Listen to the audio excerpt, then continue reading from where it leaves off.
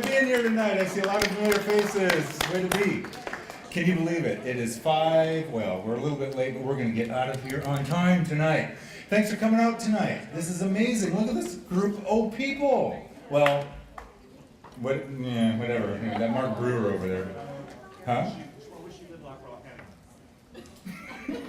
You ever watch Airplane? He and I had this airplane trivia thing going on. Okay, so anyway, welcome guys. Glad you guys are here tonight.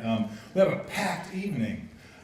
We hope that tonight will be beneficial to you. We hope that there'll be some interaction. We hope that you get some good information out of this evening. And we hope that we laugh a little bit this evening. And speaking of laughs, look at that lineup along. It looks like a police lineup or something over there. My gosh.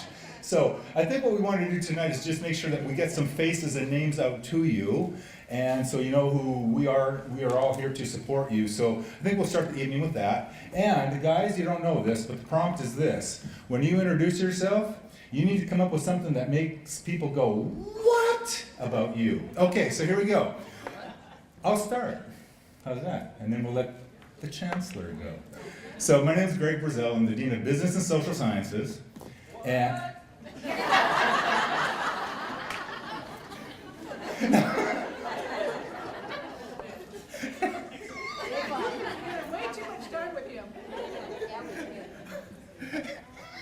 Ron never used to say anything. We're like Laurel and Hardy now. This is awesome, Ron. You're learning. This is good. I know what it was. I've been here for so long, but it wasn't until 4 years ago I had a mullet halfway down my back, and I finally cut it off only 4 years ago. What? Seriously. I did not want to skull it. That's the only reason I got rid of it. So, next piece in. Hi, I'm Michelle Johnson. I'm the district chancellor. And people say, but what? You like Greg Brazell? Yeah!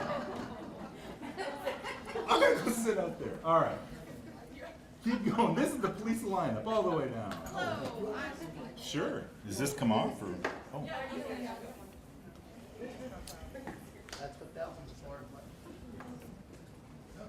Go for it. So my name is Ed Bach. I'm Director of E-Learning for Pierce College. You see my emails. Today was the first day I've logged into Canvas. Just figured out how to do it. Oh. What? My name is Renee Phoenix. I'm the District Instructional Designer. And my first 4 years of school were in a one-room schoolhouse. What? Hello. So I'm Holly Gorski. I'm the new Vice President for Human Resources, and I don't have a good what. You like zombies? What? I do like zombies, not me personally, but my family loves Halloween, and for about 6 weeks out of the year, we stretch it as long as we can. There are life-size zombies homemade by my husband and his friend in our yard. What?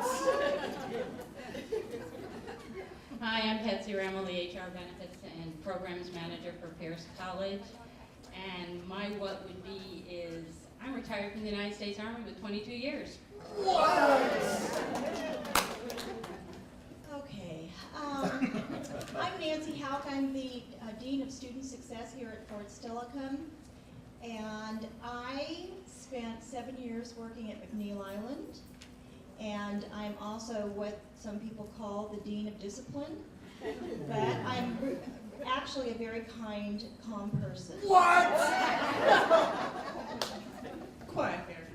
I'm Cindy Canella, and I'm the admin assistant for business and social science, so I get to put up with this. What? And I wouldn't have it any other way. That's right. Good answer. So, yeah. So the only what I have is I got my MRS at Green River, and as of Sunday, 35 years I spent with him. So, What? I know. All right. So I've been, showing how patient and tolerant I can be. Nicely done.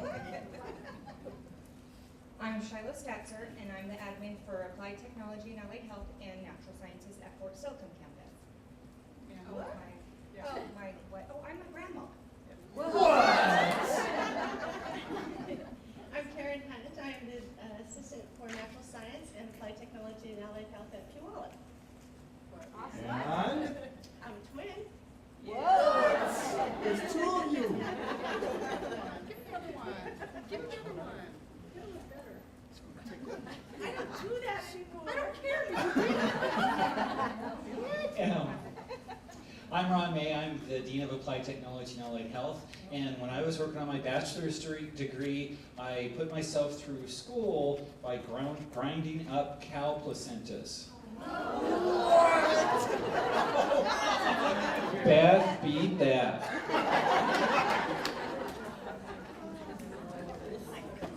I'm Beth Norman. I teach earth sciences on this campus, and I'm the faculty union president. So if you think you're in trouble, come talk to me, and we'll talk about it.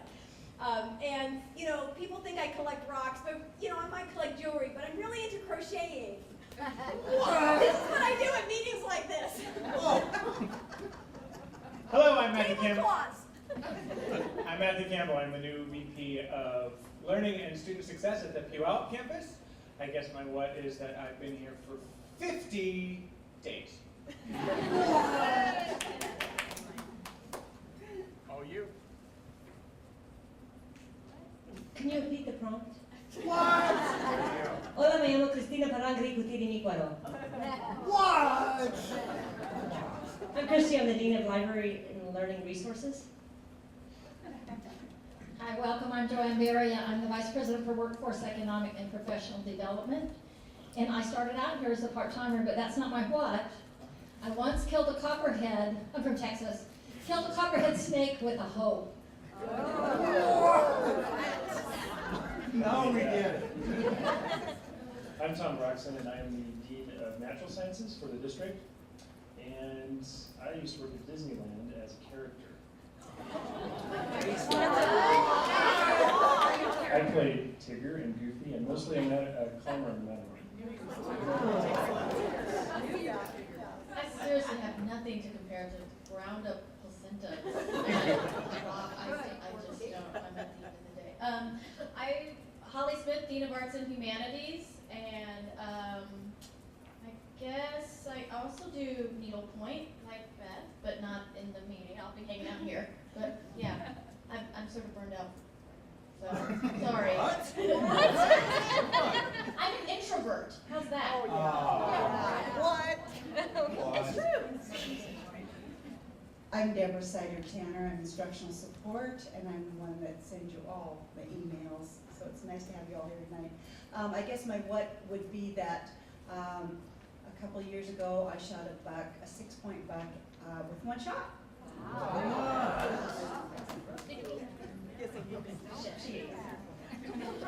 So I'm Emily Wood. I'm the director of the Center for Engagement and Learning. I'm also a faculty member here at Pierce College Fort Steilacoom. My what moment? When I was growing up, my mom is a science teacher, so we had a lot of dead animals in our freezer at home. Nicely done. Good.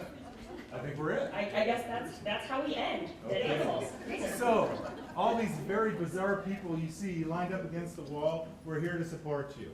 So, what?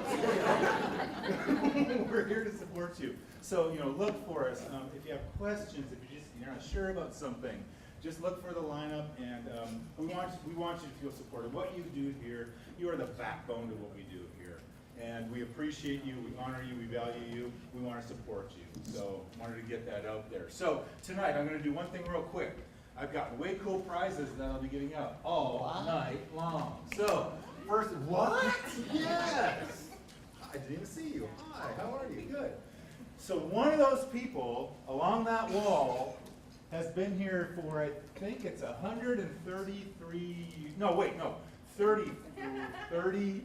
over 30 years. I'm thinking 35 years. Who do you think it is? Yes. You're on. Who do you think it is? Michelle Johnson. How long have you been here, Chancellor Michelle Johnson? Well, I'm starting my 36th year as full-time, but I actually came 37 years ago in your role as a part-time faculty member teaching at Joint Base Lewis McCourt. So I know the journey. Dun, dun, dun, dun. What? Yeah. Nicely done. Yeah, you got it. Well done. You get a Pierce College t-shirt. Good job. All right. We're throwing out prizes all night long. Emily, where are you? Where'd she go? Emily, you're on. Yes? Yes. Icebreaker? Yes. Yes. So you got to get some what moments. Here to have an opportunity to get some what moments with folks at your table. So we have note cards on your tables. Take one of those note cards and write down 3 things about yourself. 2 truths and 1 lie. But don't tell us which one is the truth, which one is the lie. So 2 truths, 1 lie, and then discuss amongst yourselves at your table which ones, and have people guess which ones are the lies amongst, who's lying? Which ones are the lies amongst the truths in your table? And the best lie gets a prize. Who told you the best lie? NASA. You did not do that.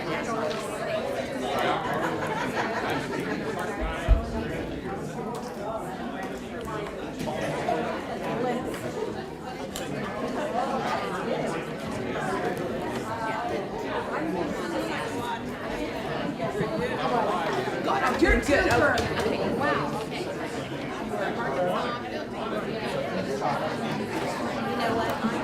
Okay, 15 seconds, and then we're going to come around and find the best lie at each table.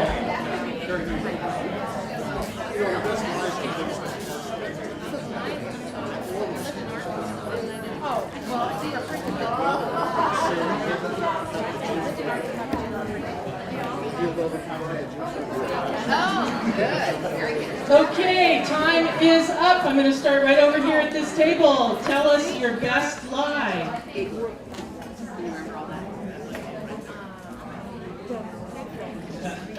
Who's got the best lie?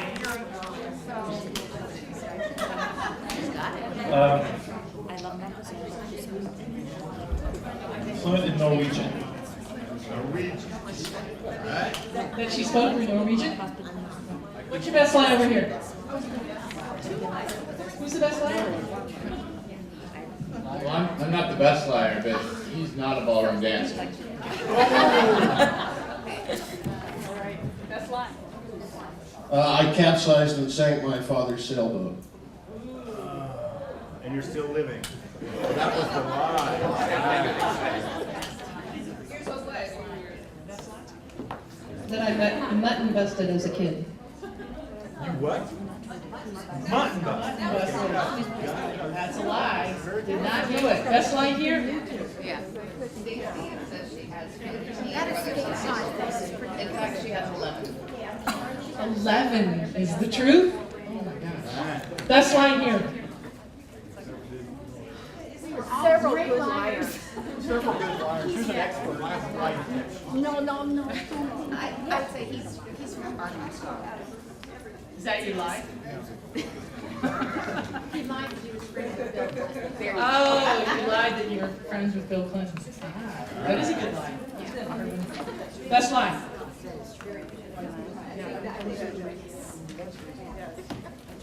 That I performed a tracheotomy on a goat. Best lie here? That I once owned 5 pet rabbits and a ferret. That you once owned 5 pet rabbits and a ferret. You have to hear the truth. But it worked. And what's the truth? The truths were really weird. The truths were weird too. Okay, that's not good. All right, lie?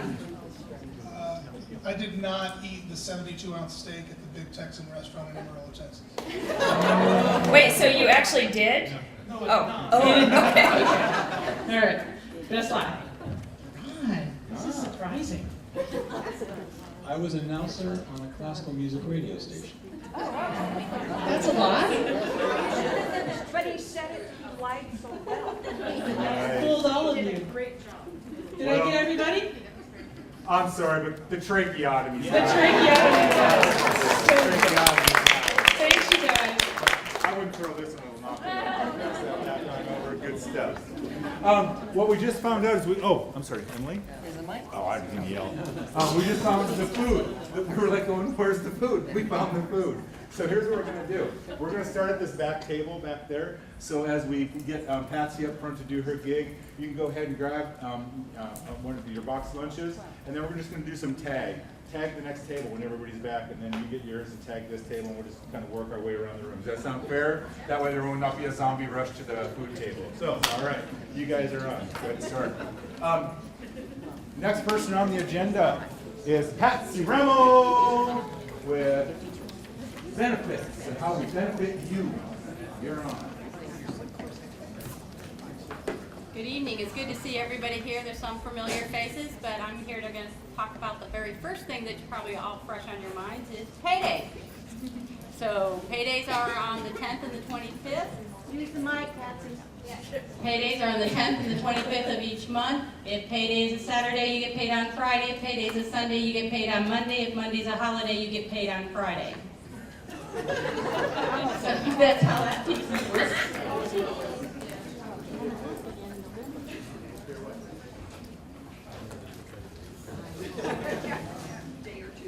Okay, so you will find on your, as well as on the HR benefit screen, you can find a form for leave slips. If you need to use your leave slips, you go ahead and fill those out. You turn those into your admin assistants. Your admin assistants will then forward them on down to payroll as well, and they can help you with the calculation piece to those.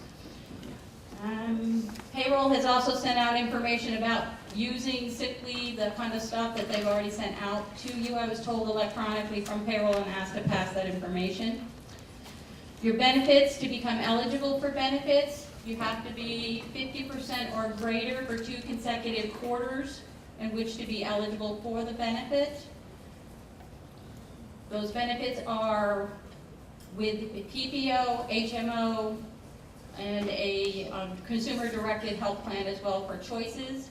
3 different dental choices. Once you pick your selection, it's based off your premiums. Those premium costs for an employee only can be as low as $36 a month, up to $326 for this year right now. When that happens, if you become eligible for benefits, you will actually receive an email from me in which you'll actually come and meet with me. We go over your benefits with an orientation so that we can personalize those needs and what you're looking for. If you have worked at other community and technical colleges, you'll need to complete the form that tells me that you have been working at another community and technical college so I can coordinate that benefit each time. At any time that you feel you have questions on that, you can feel free to give me an email. I'm going to leave my business cards at the back of the room so that you can contact me if you have any questions in regards to the benefit piece. There is a life insurance when you become eligible for benefits of $25,000 with a $5,000 accidental death and dismemberment, as well as long-term disability with a basic plan of a minimum of $50 to a maximum of $240 on the first $400 disposable income. So those pieces as it rolls through. Your health care also would include vision.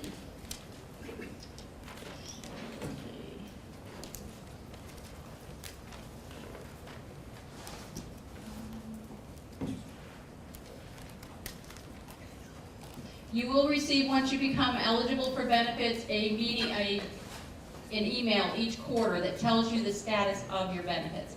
At any time, should you feel that that status isn't correct, or you think that I have not found information, or you're teaching someplace that you don't think it's been given to me or such, please feel free to contact me. We do an assessment of going back and looking at where that piece is so that we can determine if it is correct or if it's not and make any corrections to that piece as well. And if anybody got any questions?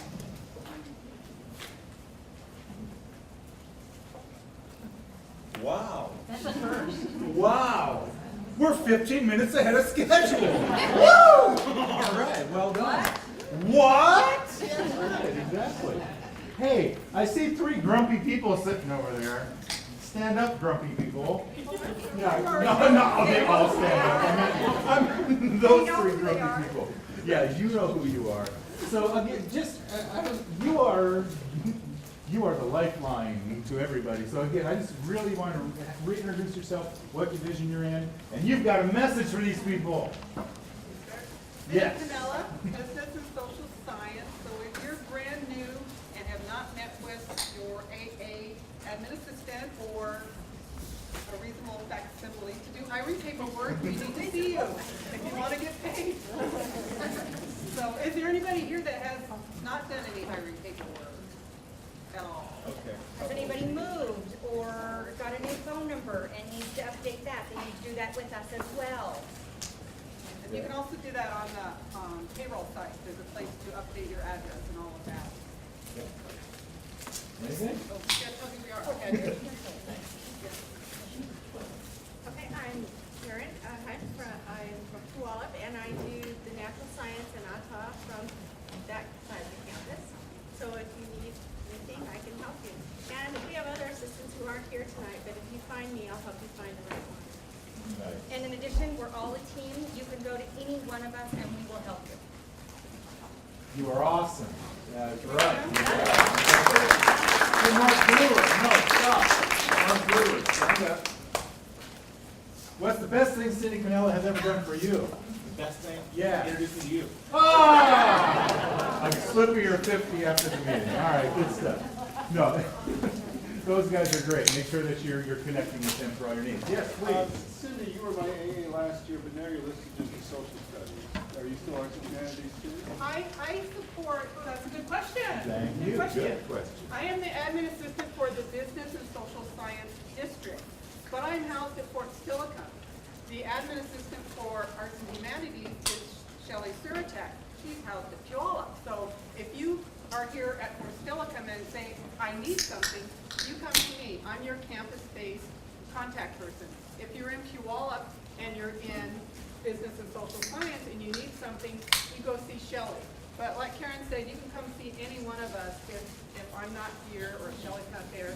But if you need something nuts and bolts for your division, see Shelley. If you need something campus-based, you need pens, you need to find something, you can come see me. Or, like I said, any one of us. Good question. Thank you very much. Good. All right. I've got a t-shirt right here just waiting to be given out. Here's the question. Pierce College has had 3 different names. What are they?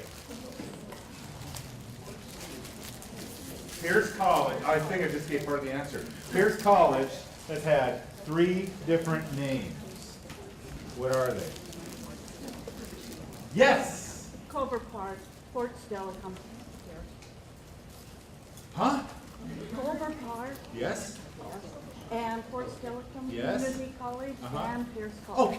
you know what I thought you said, Sherry? I thought you said, well, Clover Park Community College, Fort Steilacoom. Who cares? I was like, oh God, I'm trying to give you a t-shirt. But you said, and Pierce. Okay.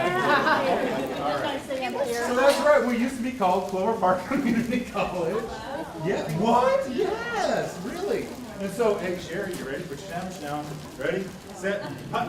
Seahawks won the other night. Woo! All right. Good.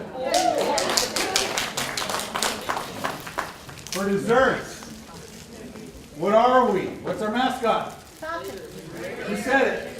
Nice, the Raiders. Very good. Oh my goodness, table's all over my chocolate already. We need more. Okay, good. Jeez Louise. All right, good. We're ahead of the schedule, so you know what? How many of you ever had a dream before? I have. Tom Broxton's like, oh, come on, Greg, just get me on stage so I get moving here. So we have a new, we are an Achieving the Dream college now. Some of you are familiar with Achieving the Dream. Some of you are not familiar with Achieving the Dream. It is pretty dreamy. So we're going to have Tom Broxton, and is Tom McCullough here too? Okay, Tom Broxton, you're soloing it. Tom Broxton, Dean of Natural Sciences, Achieving the Dream. Here he is. All right, I didn't even have to wear a costume for this, which is kind of nice. Okay, I'm just gonna do something really quick.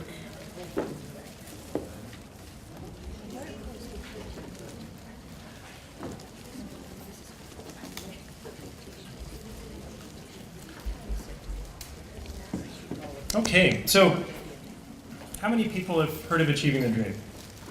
All right, almost everybody in the room. Well, not quite everybody in the room. Half and half.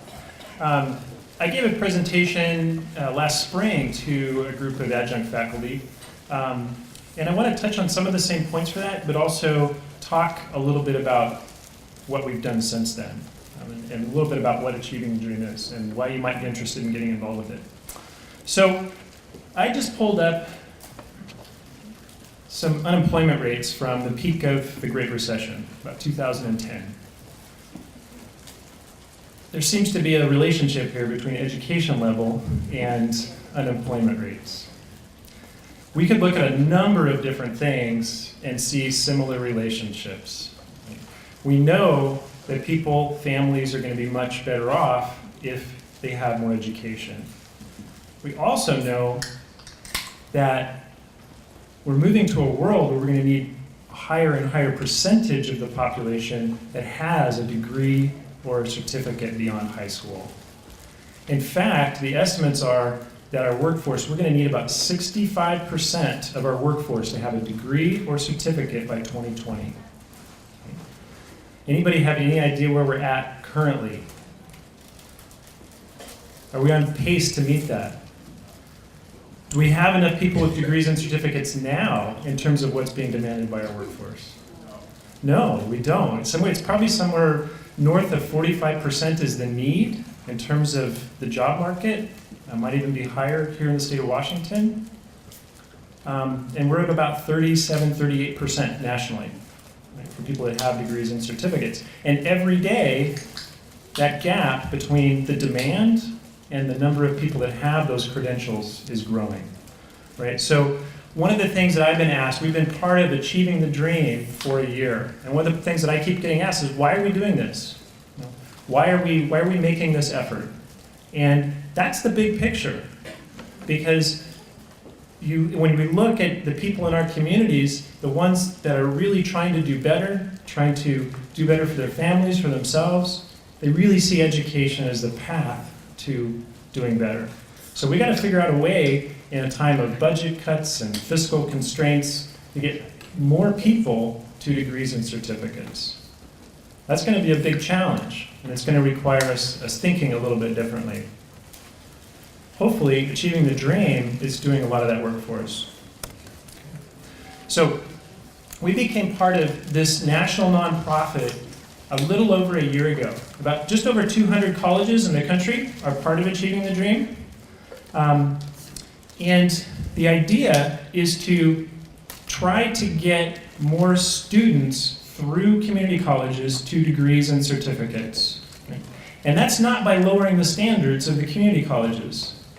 It's by identifying student populations that are having a little bit more trouble getting through college, and figuring out what we can do to assist them and help them get up to those academic standards. Okay, so these are the things that we have been working on with Achieving the Dream, and we've gotten through a lot of this in the last year. The first thing that Achieving the Dream had us do is take a much more in-depth look at our student data than we had ever done before. We'd never really taken the time or put the effort into looking at our data of the students that are coming in.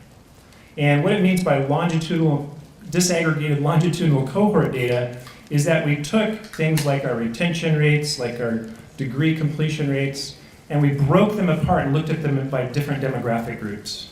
Right? So we looked at males versus females, different ethnicities, different races, different age groups, single versus married, dependents, all of those things to figure out which groups were having a harder time, and then to try to figure out where that was happening.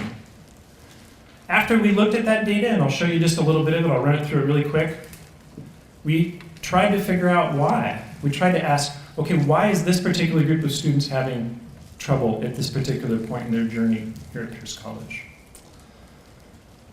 Then what we did last spring is we formed a group of priority subgroups, and I know a lot of you guys are working on those. Can I just have a show of hands, or people stand up, they're working on some of those groups? Right, got 1, 2, 3, 4, 5, okay. Well, there's opportunities here if you're interested in participating in some of this work.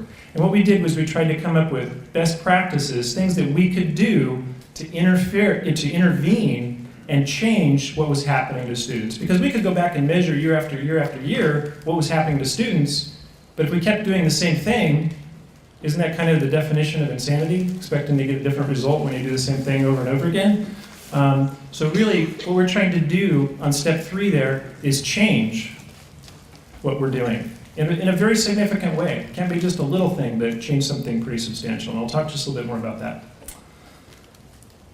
And then, what Achieving the Dream is really teaching us to do is to really be scientific about this process and not just do something and then walk away, but actually measure it repeatedly and see if it's working. And if it's not working, we need to adjust it or move on to something else.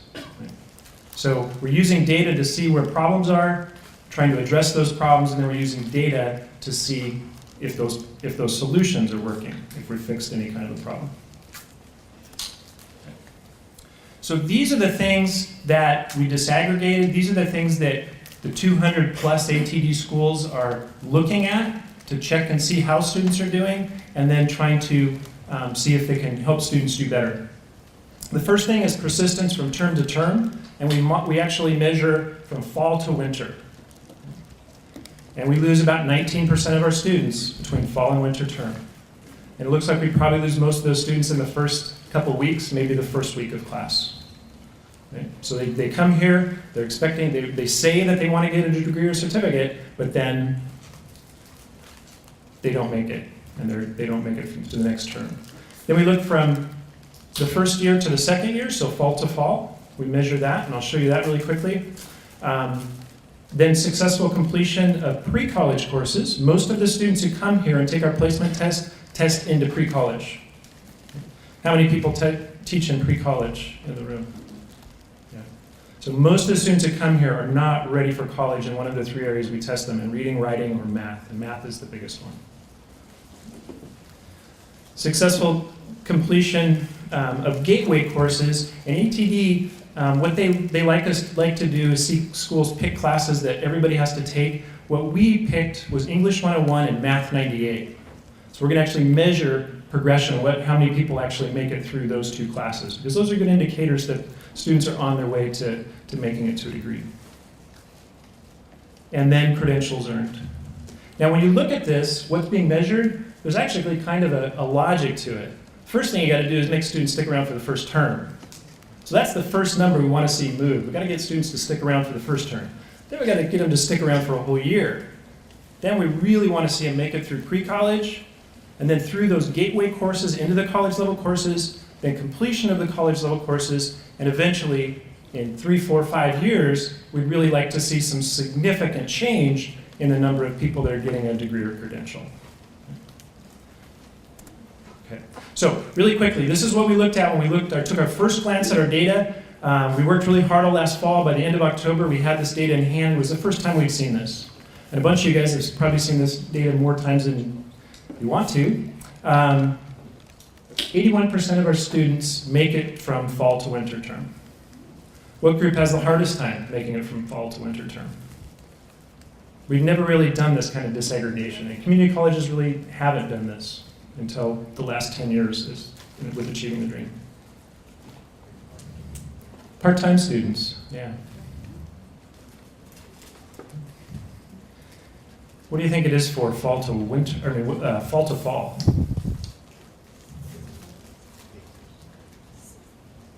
(54% make it through their first year of college. Now remember, these are not students that said, I want to come for 1 term, I want to come for 2 terms. These are students who came here and said, I want to get a degree or certificate. So some of them might be lying to us, and that's not really what they want to do, but that's what they told us. Okay.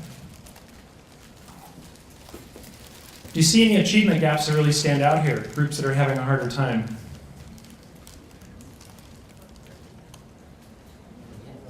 African American students, Native American students, and Hispanic Latino students are having a harder time making it through their first year of college. When you think about the demographics of this country, we're going to have a larger and larger percentage of our population that are going to be students of color. And if we're going to keep up with the job market demand and societal demand for college graduates, this is an achievement gap that we just really can't keep tolerating. We've got to figure out how to fix that. Yeah. Just to make sure I'm understanding the data. So if I'm African American and between 20 and 24, I'm in real trouble, right? We did that kind of we went to that level of data analysis, and we just got crazy with it. I mean, we started going African-American male from 20 to 24-year-old that's is single with dependents, and we got down to where the groups of students we were looking at were like 8 students, 12 students, and Achieving the Dream, we have 2 coaches with Achieving the Dream that kind of keep us on track and keep us from going down those kinds of rabbit holes, and they said, stop. You guys did a great job, now we gotta start working on fixing some of these things. Because you're not gonna really move those big numbers by addressing really, really tiny populations. Good question. This is the percent who test into pre-college English. Yes, sorry. Sorry to, so, are we gonna just focus on the minorities, or are we gonna focus on everybody? Because, you know, I'm a parent of a white male who was not successful in college. Okay, so to me, this is a great idea, only if we focus on everybody and not just. Yeah, we're focusing on everyone. We're trying to raise the, we'll look at the graduation rates and we'll look at how many people actually make it through college and community college. So we are focusing on everyone. At the same time, we're trying to fix these achievement gaps because they're real. And if you are a white male, there is a higher percentage chance that you're gonna make it through college. So both. And you'll see when you look at our interventions, they are very, very broad. I have a quick question. Yes? Have you looked at students who are homeless? Because I've had quite a few students that are homeless. Yeah, and we don't have a good way to track that. You know, I don't know if anybody knows this, but I spent a couple terms living in my truck in the Disneyland parking lot while I was working there, working my way through college. It was kind of a choice, and I saved some money for some trips. But we do have homeless students, and that's something I've dealt with multiple times as a faculty member here. So it would be nice if you repeat the question, or if you have a Oh, question. I'm sorry. We all can't hear you in the back. Do you want to man the mic? I'll be- yeah, Okay, I'll be super, running my- super. Good questions. There's some things that are easy to track and some that are not. Like, you know, we know that poverty is a big underlying factor for all of these things, but we don't have a really easy data set to track for poverty. What we can look at are people that get financial aid and are receiving Pell Grants. Yeah. Yes? Let me do my job. I'd be interested on how this data compares to other community colleges. Yeah, I'll give you a few figures. We're a little lower on some things and a little higher on some things, to make a very, very general, simple answer. There's a big range across the country. When we get to the completion rates, I'll talk a little bit more about that and exactly where we're at compared to other schools. We're not that different. This is not a unique Pierce community set of issues. This is a national issue. 200 colleges are using this system to try to address this problem. Did you break it down between the 2 colleges, the campuses? Yes. I'm just giving you a snapshot of some of the major findings. It was a huge amount of data. We looked at military site, we looked at the 2 campuses, we looked at off-campus sites, we looked at more student demographics than are actually shown up here. So was it dramatically different between the 2 colleges, or was it similar? I'll show you a few things in just a minute. Yeah, but there's some differences. There's definitely some differences. There's some differences between the military site and the 2 campuses. Did you collect any data on what students indicated their difficulties were? Yes, and one of the things that we've been doing, and that's a more difficult thing to do. It's very easy to figure out who's having problems. The why part can get it's much more difficult. You know, you can look at studies that have been done nationally, you can do literature review, you can talk to people at the colleges, or you can talk to the students here. Talking to the students here in a very scientific, systematic way is pretty involved. We've run 2 focus group sessions so far. What we do is we actually recruit enough students to run 6 focus groups, and we have them present what their issues were that in a particular course or process. And then if it shows up in 3 focus groups, we say that's something real. And then we also ask students, to identify what they did to overcome that obstacle. So the approach we're taking is an expert model with our focus groups, where we did one with Math 98 students. We picked students who were almost ready to finish Math 98, as opposed to students who had left or had failed. And the idea there is that students who have made it through the class had to overcome the obstacles, they're aware of the obstacles, but they also can give us some knowledge about what they did to overcome the obstacles they faced here at Pierce. So we can actually gain some knowledge that's useful in terms of helping other students with useful strategies. Does that help? Is that? I'm new to the community college level. I come from a K through 12 background, so I need two terms defined because I'm not clear. Does pre-college refer to community college level, and college level refers to a four-year institution, or is pre-college considered like more high school level? Pre-college is below college level. So that would be, for us, our pre-college math classes are Math 51, 54, 60, and 98. So if you know a little bit of arithmetic and you're not ready for algebra, you're going to start at Math 51. And Math 98 is going to be intermediate algebra. So college refers to both a two-year community college and a four-year college Yes, level. yeah, so 100 through, your traditional 100 through 400 level, or college level. Yeah. Good questions. Okay. Try not to get us behind schedule here. So percent of students who earned a 2.0 or pass letter grade in developmental English. So this is actually taking not the students who tested into developmental English, but the students who took a pre-college English class. So below 100 level, what the pass rate was. And this were actually higher than the national average. Right? This is one of those ones that our students were doing okay. And we actually use our institutional effectiveness committee, and then our board use a 70% figure is what we're shooting for. So we has some low spots here. Does anybody notice a really big achievement gap here? Males, yeah, it's a big difference. This is true nationally. It really jumped out at us that we didn't really know that about our population until we did this data analysis. So that's the kind of thing we know we need to do something, because that's a group that's having trouble making it through pre-college English.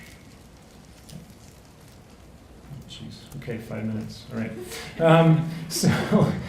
To percent who tested into pre-college math. I always think this is going to take about 2 minutes to go through the data, and then everybody has lots of questions. But they're good questions. Percent who tested into pre-college math. So 79% of the students who come to Pierce College, we assess them, and they test into pre-college math. So they're not ready for college level when they get here. Right? Now this is a little different than those pass rates for pre-college English. So for our pre-college math classes, everything there is below our 70% benchmark. So across the board, we know that we need to do something about pre-college math. We need to do everything we can to support these students to get them up to college level. Not lower the standards, but figure out what we can do to support these students to get them up to college level. Here's our 3, 4, and 5-year graduation rates. Does that surprise anybody? These are people who say they want to get a degree or certificate.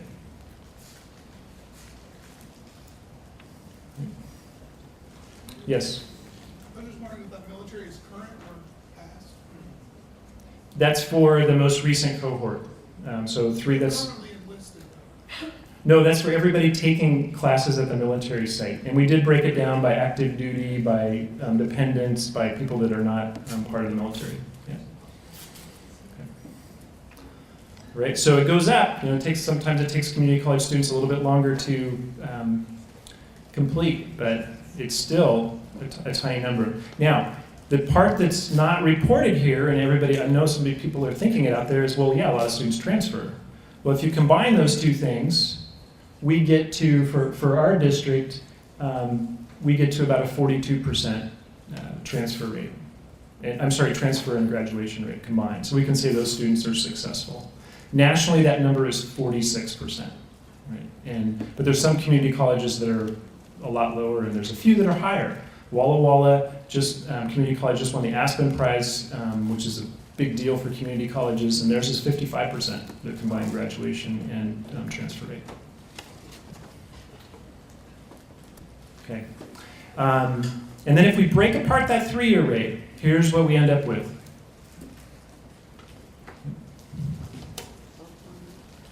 There's some achievement gaps there. Yeah, absolutely. Okay, so these are the things we're trying to figure out how to intervene and make a difference and change these numbers. So we don't just keep measuring the same thing over and over again, year after year. Right. So we came up with 5 priority areas. So we spent a crazy year gathering data, analyzing best practices, putting together subgroups, and we came up with 5 basic ideas. The first one is this idea of engagement. We know nationally that if you can get students engaged in the classroom, they are going to do better. Right? If they have a reason to come, if they know the person sitting next to them, if they have a project they're excited about working on, those are things that keep people coming back, if we can get them engaged. So we created engagement as kind of a broad area, and there's a number of things that we are actually doing under engagement to try to change things. Right? And I got 1 minute, so I got to go through these quickly.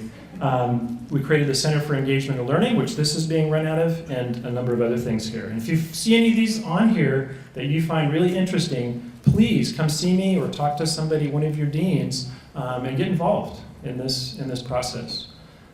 Start to finish is our advising model. And what we're trying to do is a much more deliberate advising process that will help students know where they're going when they come here, have a very sure path to get through the college. We're also doing a college success class that's mandatory for students who test into 2 development areas now. Next year it'll be for 1 developmental area, and then hopefully for all students by the time we get to 2015. They'll actually have to take a class that'll teach them the culture of college. Okay. And Lori's back there giving me the double thumbs up because she's very excited about that. I'm very excited about that too. I mean, you guys know that. You get a lot of students in your classes who are just not ready to be college students, and hopefully that's going to help them. Basic Skills is going to do basically the same thing. We're going to try to create a clear pathway for students that are below pre-college. They're coming in at a very, very low level, and we're going to try to get them on a path so they can make it into college. Pre-college math, we're doing all kinds of things. We're completely redesigning pre-college math. And the math department, we said we wanted to do this. We wanted to make some changes in math, and they just jumped on it. It was, the analogy I used, it was like taking a big rock on the top of a mountain and just giving a little shove, and the math department took over. They really wanted to get this stuff going. So anything on there that looks interesting, let me know. And then Precollege English are doing a number of things. Holly's got her thumbs up back there. It's been a long day. And those are things that we're doing there. So if there's anything you're interested in getting involved in, we're hoping that we can see, a 2 to 5% increase in our retention, and eventually we start to see 5-10% increase in graduation rates, because our community needs more college graduates for so many reasons. So thank you very much for your patience.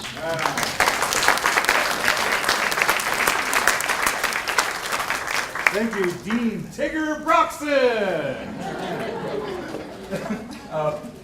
Whatever, Mark. What? Okay. Question for a mug. Ready? Pierce College has a really famous branding tagline. What is it? Possibilities realized. Who said that? You, sir! Get a mug. Possibilities realized. Absolutely. There you go. Excellent. So I want you to think about those words for a second. Possibilities realized. One of the ATD Achieving the Dream subgroups, it's a subgroup, it's an overarching subgroup, is called engagement. And when we talk about engagement, I think that's where we hook into the possibilities realized. We all have our stories here, I'm sure, about a teacher that has helped you, or a teacher that has just fired you up. I'll just share one real quick, and we're going to get Emily up here. I think one of the reasons I've never left Pierce College, and I hope never to leave Pierce College, Marguerite Shannon knows this story. I almost start crying every time I say this. Can you stand up for a second? You won't see me anyway. Yes. We started school together in the mid-'80s. We did, we really did. I think you slept in the art department. Yes, I did.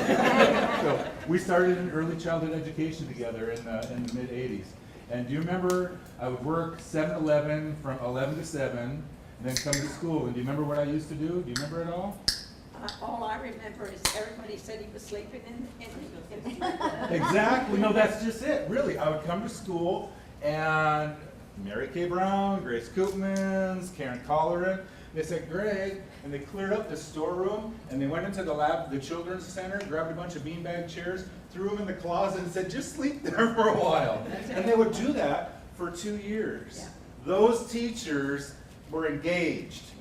Those teachers were why I would never leave Pierce College, because those teachers were the ones who got me through my first associate degree in early childhood education. Agreed? And they engaged you too. That's why you're still here. And you're only 29 years old too. That is awesome. So anyway, thanks, Mandy.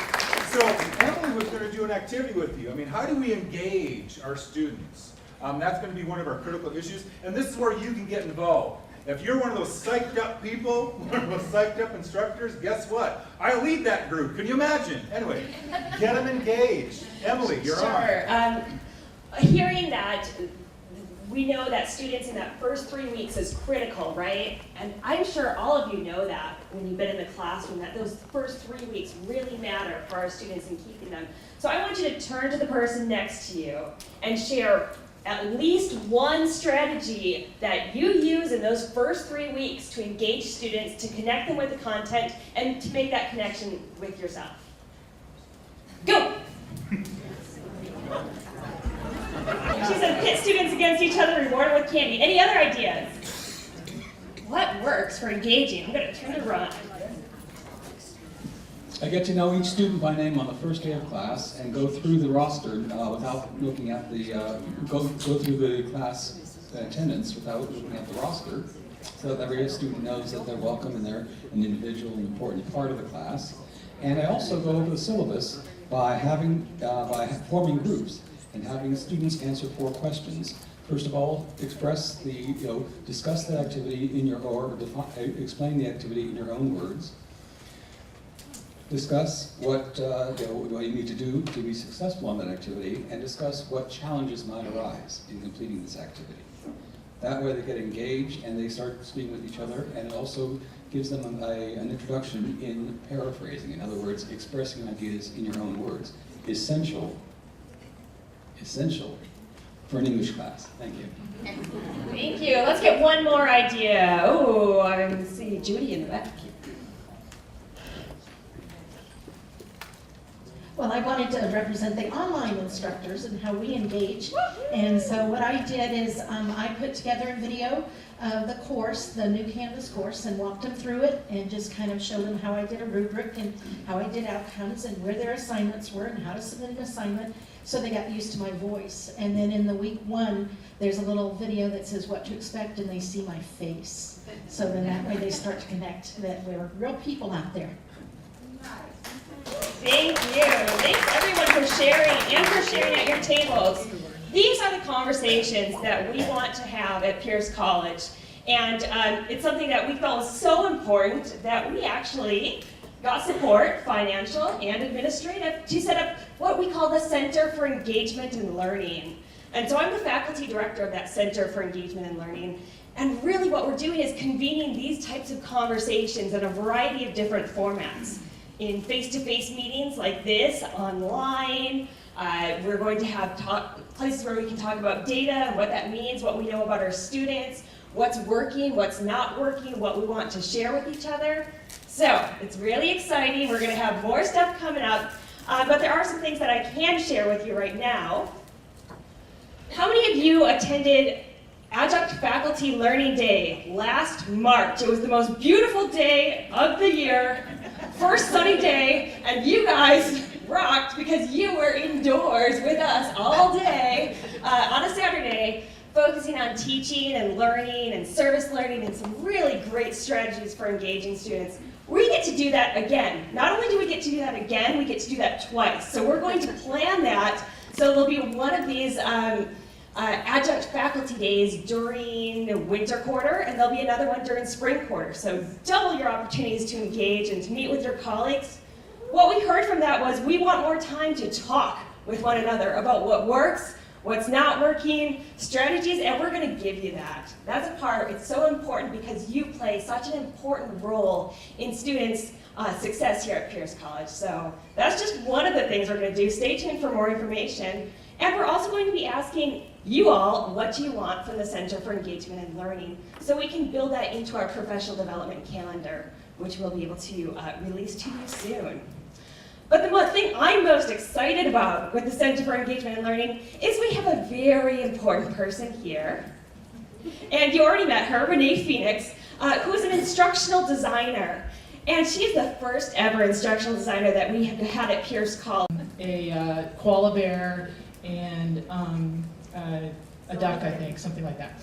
So anyway, I know I recognize some of you from Canvas Essentials. I also recognize some of you from doing what I call one-on-one ID consultations, instructional design consultations. And that really is what my focus is for the first part of this year, is getting to know faculty, full-time and part-time. I come from the part-time faculty ranks. I used to teach in the business department. I taught an online course there, and I understand your pain. I guess I shouldn't say that, but I understand your challenges. And that's what I'm here for, is to sit, listen to what you have to say as a faculty member, and not necessarily tell you how to teach, but ask you what it is that you want to do with your courses that meets your teaching philosophy and that you're comfortable with, and find out how I can help you do that. And that's really where I'm coming from as an instructional designer.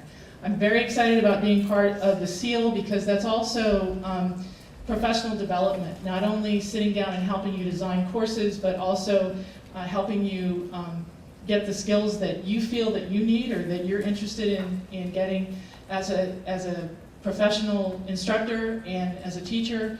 And that's what we're looking for. If you have needs in terms of skills or something that you're interested in, talk to Emily and I, and that's why we're here. Back to you. Great. And another part of what we're going to be doing with the Center for Engagement and Learning is we hear you. You want to find other places for professional development. And there are tons of activities that are happening in Pierce County and regionally. Many of them are offered at little to no cost. Some of them do have cost. What we're going to be doing is finding ways that we can support that.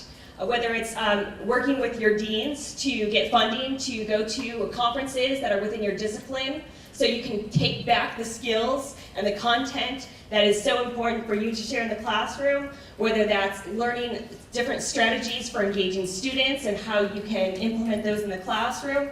We're going to help find ways to do that. So that's still in progress, but we just wanted to share that we know this is something that you value. We've heard that from you in some of the ways that we've asked you last year, and we want to continue working to provide that for you. So we hear you, and we're working on that. As we start fall quarter, there were a few pieces that we thought might be important, especially for folks who are new, who haven't been with Pierce in the last few quarters, or who are returning. And so Renee wanted to make sure that we got you started off on the right foot here.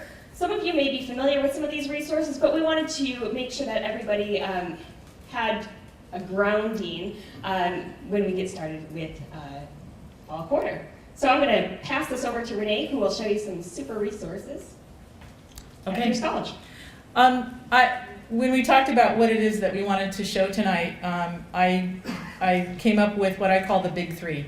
The main Pierce College website, which we're looking at the homepage right now.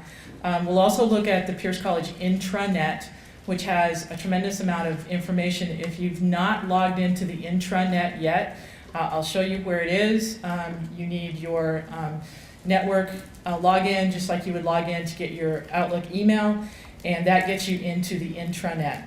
And we'll also look at one other piece, which is called the course manager system.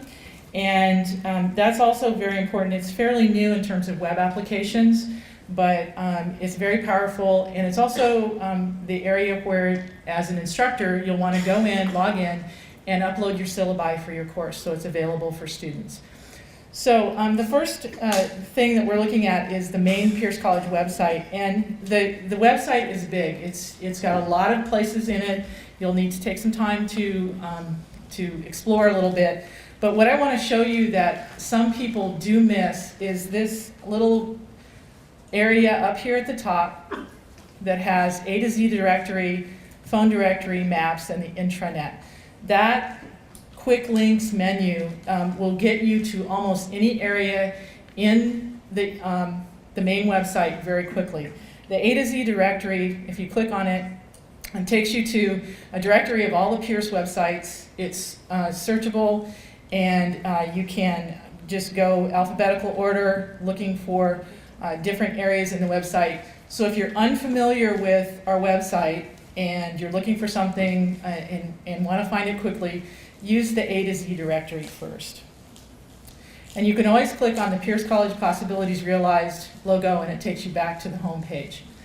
The next directory that some people miss is the phone directory. And this is the listing of all Pierce employees. Again, it's searchable by alphabet, and it's also where you'll find your listing as part-time faculty. If you're not showing up here, talk to your admin assistant or your dean to find out how you can get listed in the directory. Students use this a lot when they are looking for contact information for instructors. The maps area, if you are teaching on a campus that you're not familiar with, the maps area has downloadable maps that you can come in and look at each campus. And you can also click on these maps near building here. And these different JPEGs are also clickable, and you can get a downloadable PDF that gives you a little bit more detail. So there's no reason to ever be lost on a campus somewhere.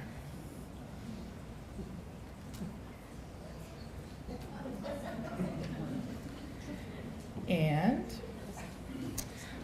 the last one that we want to take a look at is the intranet. You can get to the intranet, that little link at the top right there, and I've already gone into the intranet and logged in. It is, again, as I said, it's a source for a lot of resources that folks may have taught here for a long time and just did not know that the intranet existed. Two important things. Your information, based on your login, when you log into the intranet, you'll see your information pop up over here on the side. So you can see my information. You can highlight, or you can update your information right here. Simply by clicking on Update Information. You can go into the Outlook phone directory and submit changes to your title or to your advising hours and your office hours as those happen. Once you submit them, they go through a process where they're updated through the network services, so it may take a day for those to show up, but that ability to do that is through the intranet. The center portion that you see where we have the employee newsletter, the PEN, and that is updated on almost a daily basis with different stories. Usually there's a picture there. I'm not sure why it's not showing up, but that is a great newsletter that if you're wanting to just learn a little bit more about your fellow employees and what's going on at the college, the PEN newsletter is what that is called. On the right, we have links to administrative services. And I really, really encourage you to just take some time, log into the intranet, get used to getting in there, and just kind of look around and see what kinds of information that you can find. There's interesting information on the left side. We have electronic resources. We have quick links to login pages. Angel is going away. Canvas is now our LMS, so the link to that is there. You'll see a link to the course manager, the district directory. Some of these are repetitive to the links that were on the main page, but some of them are, this is one of the few ways that you can get to this information. Working with Deborah Sider-Tanner, we created a district faculty resources page, And this is definitely a page where we want to put the information that's important to full-time and part-time faculty.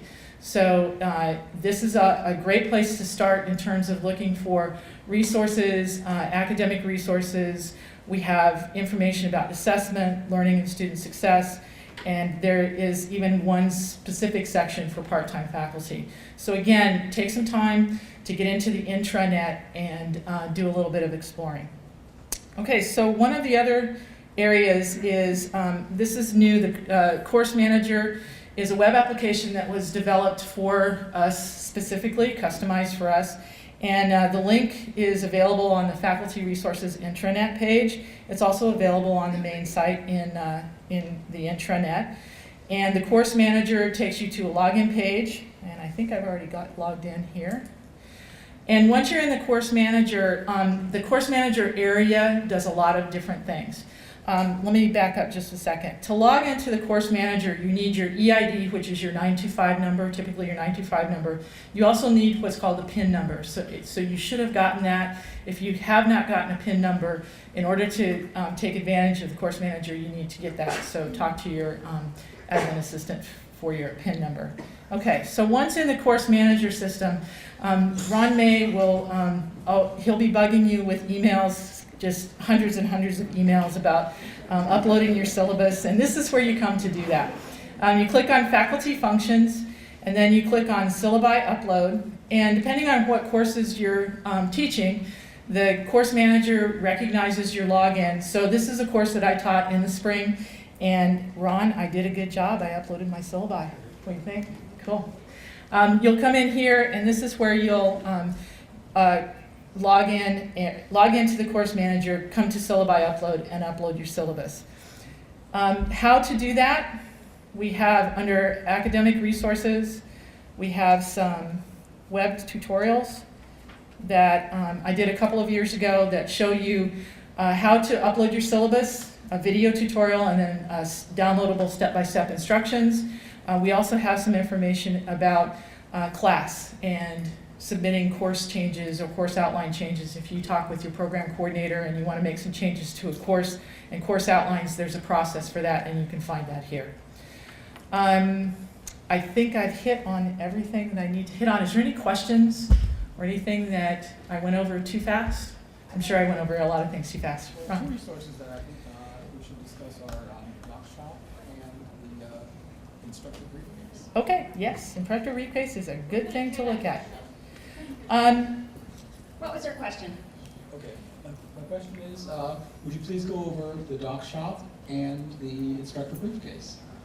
Good tools. Okay, so again, I'm here on the main site for the main page for the intranet. Under work orders, there's a link to the Dockshop. So again, you need to log in for a username and password, and I hope I can get into this, Ron.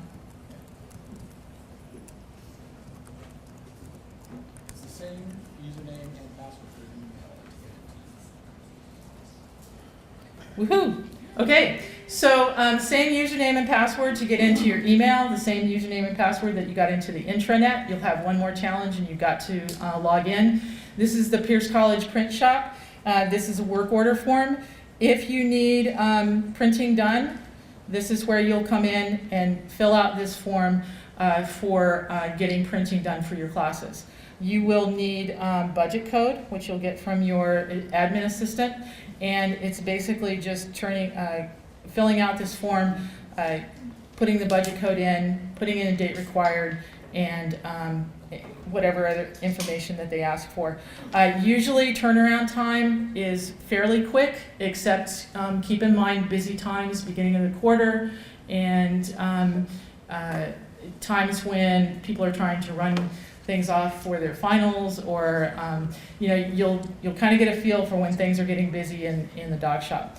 So if you have any questions about things that you are that you've submitted, you can always give the Dockshop a call, and you'd find that in the phone directory. Very good. All right. Okay, let me show you one other thing. Can I ask a question? Yes. On the Dockshop, and I'm just wondering, do we prefer to keep our our syllabi paperless, electronic, through Course Manager and/or through, say, Canvas, rather than have a whole bunch of paper copies, hard copies? Yeah, I think the trend is that we try to go as paperless as possible. Ed Bachman is going to talk about the eCampus toolkit that we have, and through having Canvas courses available to all courses that are listed in the Pierce College eSchedule, you now have a place where you can upload a syllabus and provide it for students online, and that's for all courses, and Ed will talk about that. But minimally, is the Course Manager going to make our syllabus available to our students on our rosters? That's a good question. No, it's a public, the course manager feeds a public website. And I think that depending on your discipline, you would want to, it's quite valid to hand out a syllabus on the first day of class. I'm just trying to save you some dough. Thank you, and save some trees. Okay, one other thing before I get off that's truly, truly important, and that you need to investigate it as soon as possible, and that is instructor briefcase. Let me get up there. And instructor briefcase, the link to instructor briefcase is under electronic resources. And this is also a very important area for you to know about. You'll need your instructor ID, which is your 925 number. You'll need your PIN number. And once you are logged into instructor briefcase, this is where you can see your roster of students. It's also where you're going to submit your grades. So make sure that you have checked this 2 or 3 times. At the beginning of the quarter, the instructor briefcase tells you who is actually enrolled in your class, and you'll need to check that against who actually shows up in your class. And then at the end of the quarter, you'll have a period of time where you need to submit grades and a deadline. So don't wait until the very end to get logged in here and get comfortable with the information that you can find in instructor briefcase. Questions? I was hoping to say this before you left the doc shop, but I was going to say, once you get your budget number from your admin assistant, it is well worth the time to do your template in the doc shop that puts in your budget number, so that every time you put in your code to log in, you don't have to sit there looking on your phone or in your iPad or whatever for the budget number. Great strategy. Thank you. Thanks, Les. I learned something new. Any other questions? I'll wait till I know I went through this very quickly, but it really, really is worth your time to take a look at all of these resources at some point in this first month of classes, just so that you start to get an idea of all of the resources that are out there. If there's something that's missing, or you have a question about finding something and you're not really sure who to ask, shoot me an email or give me a call and I can help you find it. I used to manage updates on these websites, so I'm pretty familiar with where everything is on there. So start with me and I'll get you to the right place. Okay, thank you.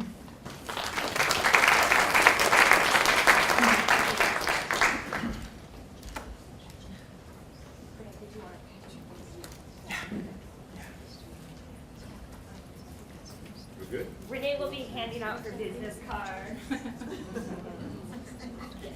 Okay. Let's see, where did my piece of paper go? My paper's gone. Oh, no, not that piece of paper, other piece of paper. Are you sure you're not holding? That's okay, anyway, okay. Does anybody know the mission statement for Pierce College?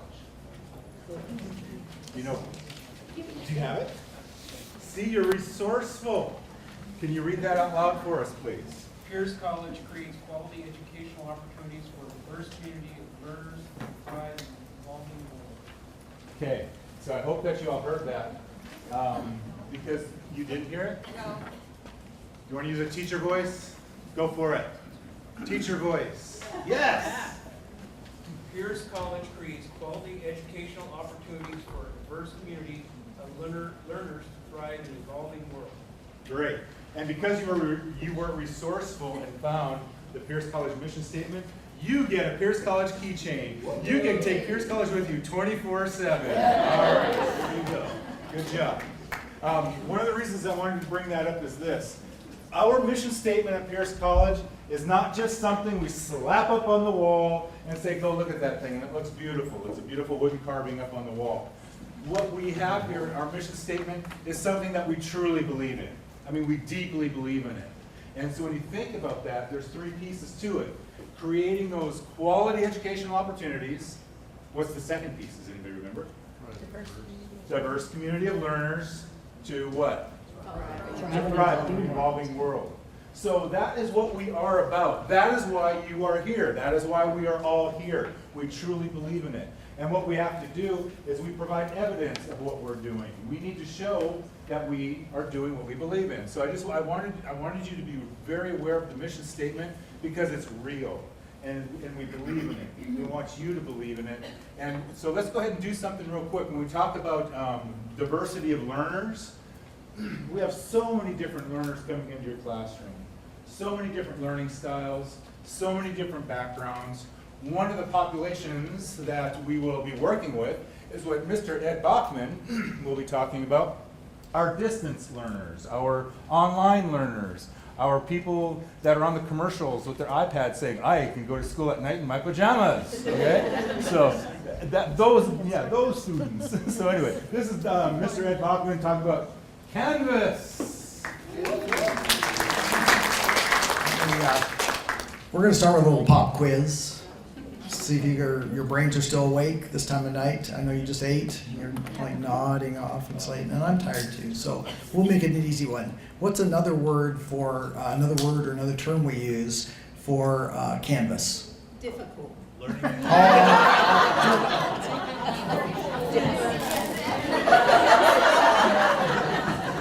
Hey, wait a minute. That was my candy. I didn't hear a good answer yet.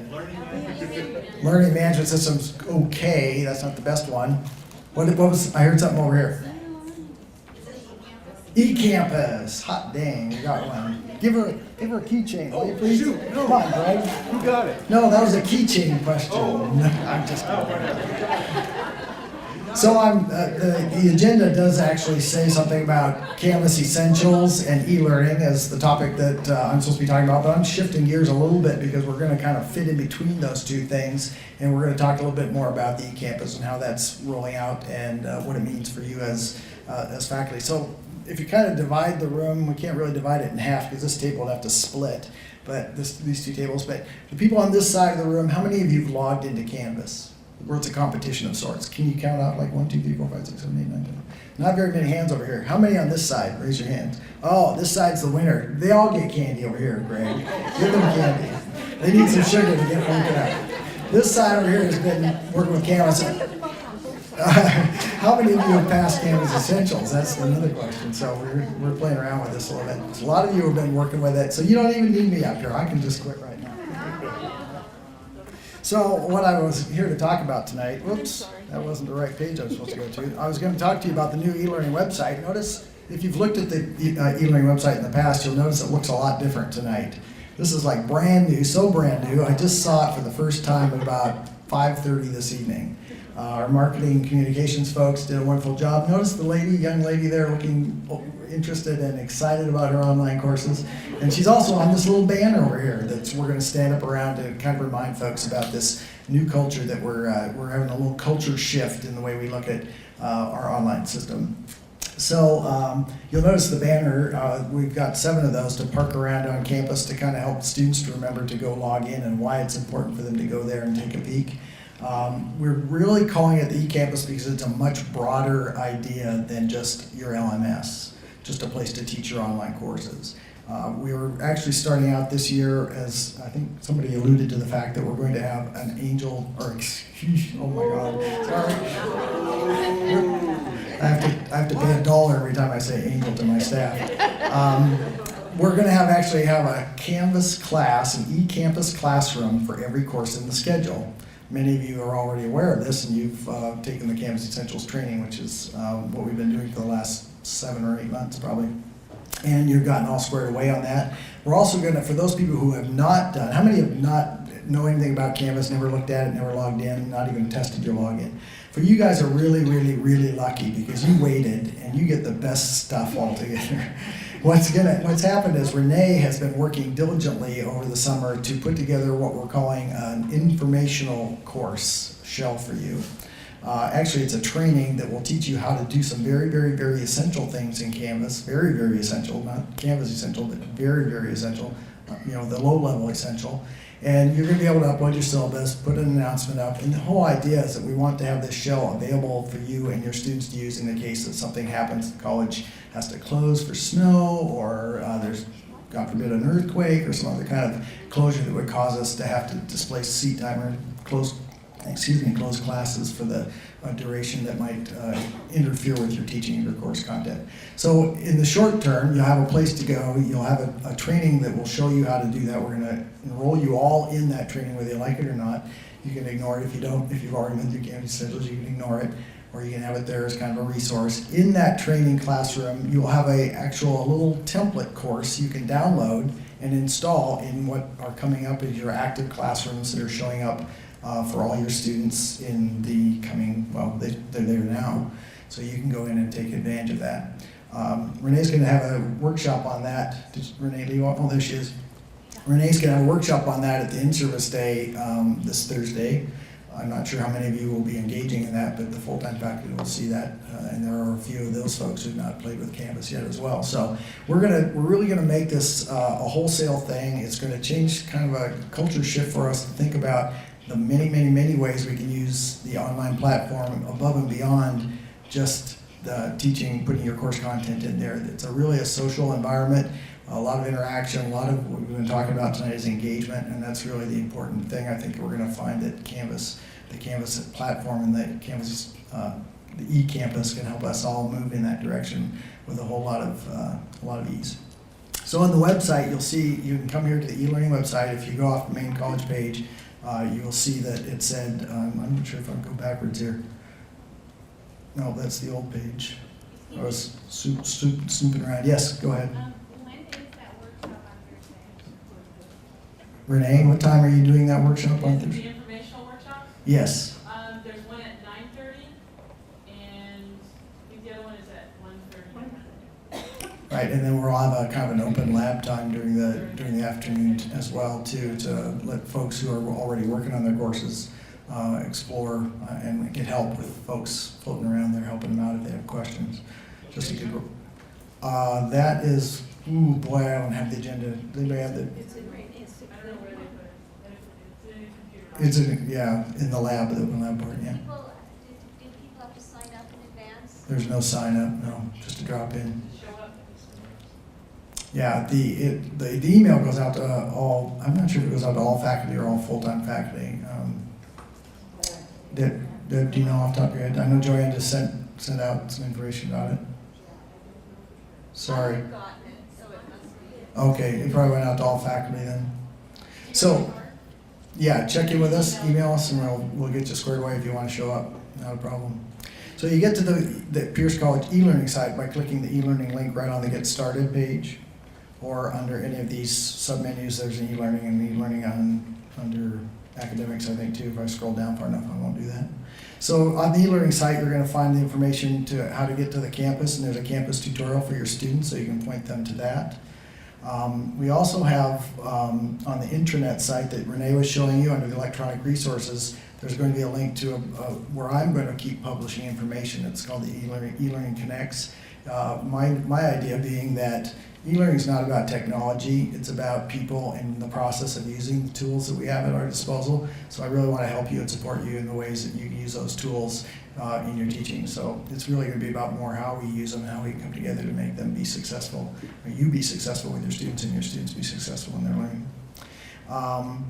The last thing I wanted to show you, inside Canvas, when you're in Canvas, how many of you, those of you who know Canvas, somebody want to explain this to the neighbor next to you? You saw the people who raised their hands. They can go into a lot more detail with you who don't know how to use Canvas.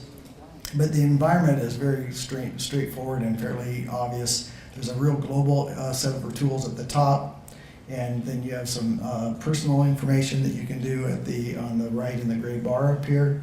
Of course, you can log out when you're done. There's a nice help center that will open up it opens up a pop-up for questions, and the guides, the Canvas guides, are a really great resource. They're well done and go into a lot of detail, and they're readily searchable. Whatever you're looking for, just type in the search thing. Canvas is built on a whole community sort of basis, so there are a lot of people using Canvas across the country, and I'm not available 24 hours a day, but there usually are people in those guides. Renee says she's available 24 hours a day. But there are people in these guides that are very helpful, and you'll be surprised how much response and help you can get from people just kind of by looking and searching through those guides. There's a if you find something in Canvas that's not working the way you'd like it to, we have an attendance tool which can help you, particularly in face-to-face classes, help you take attendance and monitor attendance. That was something that surfaced up through the interest of people who wanted to add a new feature, and they went in and requested it. People said me too and voted it up, and it got to the point where the programmers were able to go and add that in. And it's a very dynamic program. It changes very regularly, every 3 weeks. So get ready for, a new culture. If you've used a smartphone or things like that, they're always changing, always updating, always downloading new apps. Well, we're in that culture with this LMS. It's not every 6 months like it was with Angel, or every 6 months like it was with Blackboard. So it's a very dynamic evolving, but the changes are small and incremental, so they're not drastic and earth-shattering every time it happens. So now you can take attendance with Canvas?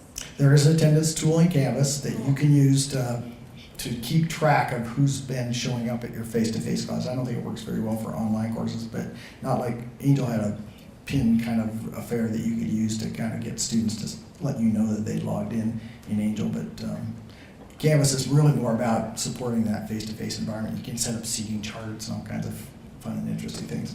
Renee will probably be doing a workshop on it before too long. And Tara over here, of course, has explored it, and while she's here and she's talking and kind of everybody's eyes are looking at her, make you feel nervous. She's part of our Quality Matters team. Quality Matters is a course design tools that helps us look at courses and meet some standards and national standards based on a lot of research. And Tara is one of our faculty members who has joined our club, and we will go around and be doing trainings and supporting faculty as they develop courses. So she's going to be a great resource. We also have Christina Young, who both these guys are mostly out of Puyallup, but we'll make them come over to Fort Stone if you need them. So on the guides, the guides are there. There's a notice in this help section. There's a nice little ask your instructor question. That's what the students are going to see at the top of the list. And there's kind of an obvious logical progression. Let's start with your instructor. They probably know the answer to the question you have in your mind. And then you can go search the guide before you start asking a real human being. And then once the report a problem, that comes to us in e-learning. So we'll deal with those. We have a whole ticketing system that Canvas has provided for us to work with those help requests. And then we have some other really great resources that we all know about and love and are dear to our hearts, the library, the tutoring center. If you need to create a course and you want a brand new shell that you can work in to create that master version of the course, no students will ever be associated with that course. It'll just be you and your content, and maybe anybody you might want to invite to look it over with you. That master shell request form is linked right there. And all of that stuff is also linked back over here on eLearning Connects. You'll notice there's a menu system here, and this is being built as we speak, so there's a lot of stuff needs adding to it yet, but the request area has a lot of request forms that you can use to take advantage of. I've been talking too much. You probably have a lot of questions about Canvas. We have a lot of support going on, so whatever we can do, just track us down. I don't have my business cards here, but you know the website and you can find me there. So hopefully we'll see and hear from you, and you'll have a great fall quarter and a great year learning about Canvas and all the tools that are connected with the eCampus. Anybody, questions? More questions? Microphone to these folks? Will Chrome be installed on most of the computers in the labs? Where's our IT people when we need them? Yeah, we've seen it cropping up more and more and more, and we've asked them to do it, basic install and things. We've seen it in the labs, being added in the labs for student labs. So I think, I don't know their official policy on that. I don't work under the IT folks, but I'm an educator. Yes, question. Did you put together a shortcut on the homepage like you did for Angel, the login? Yeah, you didn't get a chance to see that. On the home page, the easiest shortcut is right up here. If you want to go up there, the eCampus login. Oh, yeah, well, that's it. Okay, I was looking for Canvas. Yes, eCampus, train your brain. Okay, that's good there. And then it's over here as well if you get to the e-learning page. And then we tried to get him to put it in a couple other places, but we're still angling for some other details. Have I seen the hi sign back here yet? I haven't seen her waving at me yet. It's time.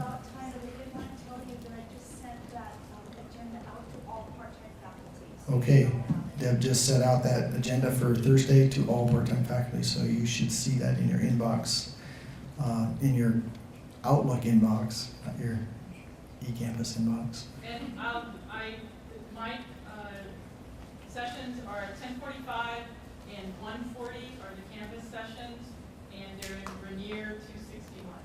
Rainier 261. Fort Stelco. That's here at Fort Stelco Rainier up there on the top level up there if you go up the stairs. 261. Okay, cool. Thank you. Question. One question. Well, I'm out of time. You can't ask that question. You have to ask Deb. Or get dispensation from her to let me answer. Okay, she says. Is Firefox still the preferred browser? I don't know where you heard that, but Well, I had a crash. I had a crash on some students using Internet Explorer. Yeah, Internet Explorer is probably the least favored. They change so often that you really just never know. But what we tell people is to have all three browsers on your machine if you can possibly manage it. If it doesn't work in one browser, try it in another browser. If it doesn't work in that one, try it in the third browser. I prefer Chrome, and I find Chrome is probably the least problematic. We had some recent issues with Firefox with security things. If you're linked out to things that are not in a HTTPS, I'm too techy for most of you, URL, then they would cause you to have to do some other clicks. So again, Internet Explorer has just been kind of a little bit buggy. I just discovered yesterday that he didn't have to be in compatibility view, so in IE9 or IE10, and I've been telling everybody he had to be in that. So it changes. That's all I can say. Be ready for the change. Thank you very much for that extra few minutes. Any other questions about eCampus? Thank you. Last keychain. Why are we here? Students. Who said that? Who said that? Somebody over here said it. Who said it? Yeah, you do. Did you say students? Yes! He got it. And he's a Florida State Seminole too, but he got it right. That's good. All right. So, yes. You can hit me later. All right. Go blue. All right. Yeah, well, at front, buddy. I'll see you on Saturday. All right, so next part of the evening, we're here for our students. And if you've ever worked with a student before, it can get very, very, very interesting. So the next person we want to introduce, I'll have to do it this way. This is Nancy Houck, Dean of Student Services, coming from the Death Star of her office. This is Nancy Houck. Okay, so this group looks like a very experienced group of faculty. I'm thinking that there have been many hours, many years of experience that you have spent with students in the classroom. So how many of you have had a situation in a classroom in which a student has come in late every day, is disruptive, pushes chairs around to get to their seat, talks in class, has side conversations, asks any inappropriate questions, though just basically disruptive behavior? How many of you have experienced that? All the same student? So if that happens in your class, do you know what to do? Call you. Well, that is true. You can call me. But do you know that we have a document that you can check online at that A to Z directory called the Student Rights and Responsibility Code of Conduct. And that document, I didn't bring copies for everyone, you'll have to go online, but that document really defines what rights students have in terms of their education at Pierce College in higher ed. And it also defines what their responsibilities are in terms of their conduct. So if you have a question about whether a student their behavior is in violation of the code, this is where you would go, or you could call me and I could let you know. As I said, it's available online. For those of you who will be teaching at Puyallup, Agnes Stewart is the Dean of Student Success at that campus, and she is the judicial advisor there. I am the one here at Fort Steilacoom. So just really briefly, one of the things in this document that I want you to know is that if you do have a student like that in the class, you do not have to just bear that behavior. If a student exhibits behavior that is serious enough that disrupts the learning environment and disrupts what you are able to do in the class, you can ask that student to leave. And there is a process in here that you have to let me know within 24 hours, and then the student will not be allowed to come back to your class until they have gone through my office. So if you have questions about that, it's in this document. Okay, have you ever had a student in your class who has come to you and complained that someone else in the class, let's say a female comes to you and says, this other student in the class is texting me, is following me around campus, is calling me at home, what do I do? Do you know how to respond to that student? Wow. So, our next document is the student grievance procedure. And this procedure establishes a process that students can express any concerns they have against anyone on campus, including Pierce College employees, and can be resolved in a prompt and fair way. So some of the other things, I know Greg was going to sort of team with me on this, because although I deal with the actual procedures and the processes, I really encourage faculty to work with their deans to identify strategies that you might be able to resolve some of these issues at the lowest level possible. So I know Greg has dealt with a number of situations where students have grievances, correct? No, wait, that wasn't against me though, was it? No. But Yeah, we've worked recently with a student who has a grievance against the faculty member. And so we have a process that the student has to go through.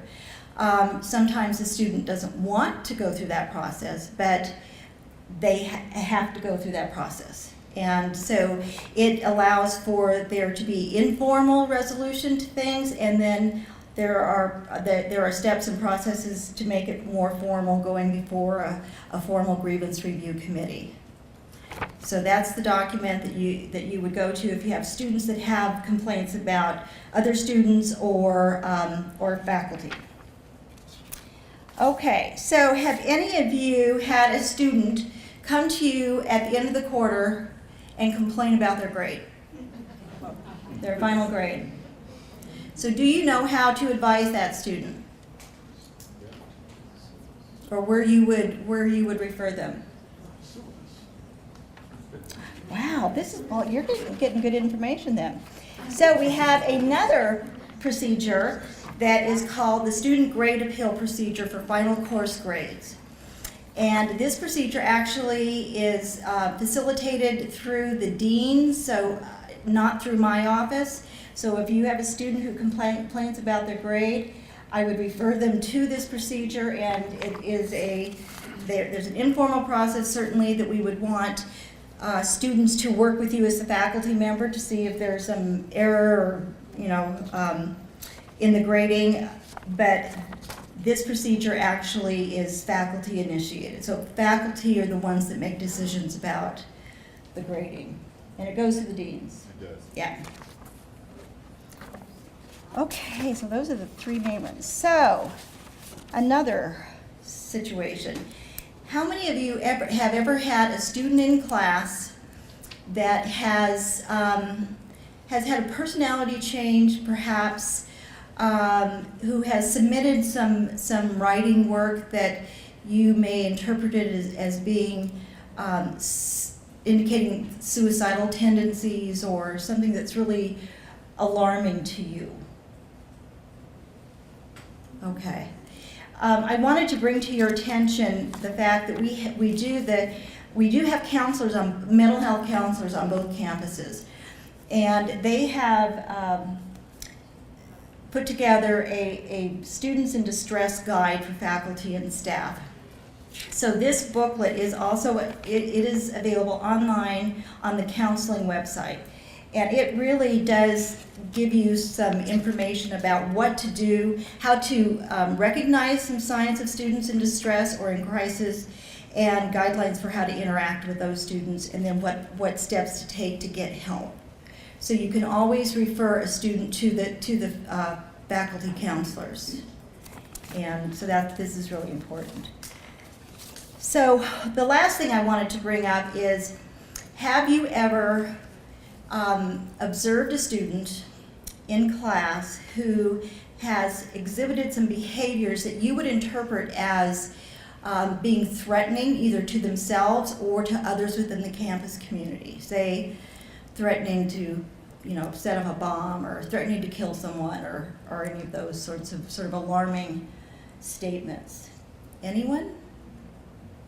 Wow, okay. I get those quite often. So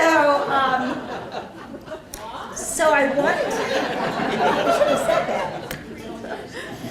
that. We at both campuses, we have a team of people called the Behavioral Intervention Team.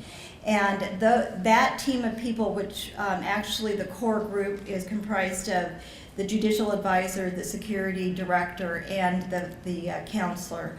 And when we get reports of those sorts of situations, we act on that immediately and to determine if there is legitimate reason to believe that there is some threat. We have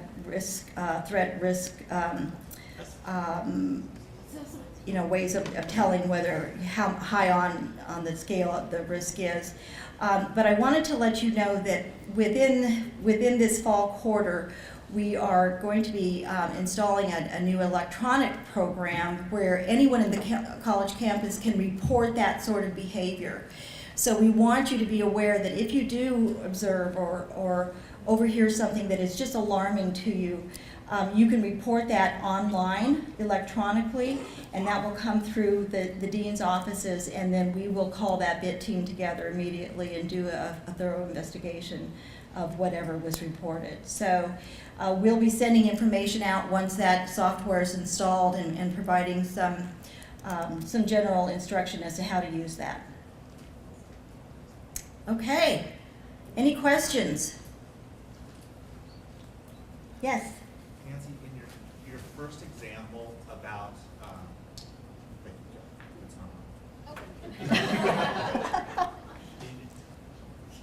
do hold. In your first example about, I think you used a female student coming to you about certainly a male student that's bothering them. Mm-hmm. I actually did have something like that happen, and this student's concern was she was afraid to report because she was afraid of repercussions by the male student or him knowing that she had complained. Yeah. And I dealt with that with security, and then it went out of my hands, but can you speak to that? If security gets that report, then they bring it to me. So I probably did deal with that. If a student cannot anonymously, oh, I'm sorry. Use the mic. A student can say, I have this complaint against someone, but I'm not going to, but you can't use my name, because if I have to bring any sort of action against a student, that individual has the right to know what is being, what the allegations are and who is making those allegations. So I work with the student to make sure that they have a safe plan and that we've done everything we can in making sure that security would be aware of what was going on, would be around during the time that that student was there. And we counsel students for what to do when they're off campus as well, so.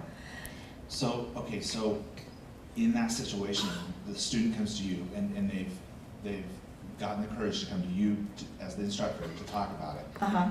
So can we then say to them, and we would say, we're taking this to Nancy Houck, correct? I would say the student needs to come to me. Okay, all right. What if, okay, so but can we, then their question is going to be, do I have to give my name?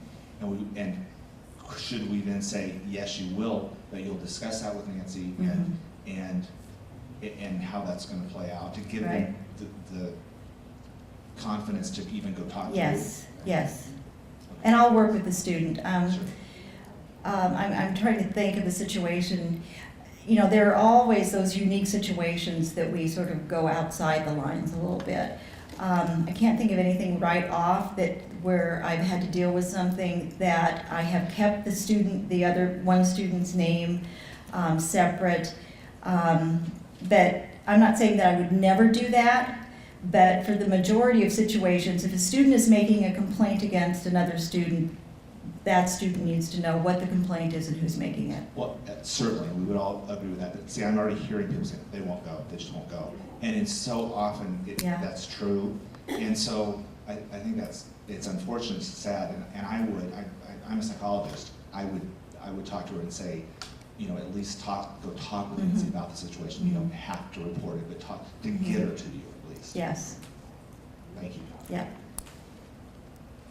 Yes. I have a question about cheating.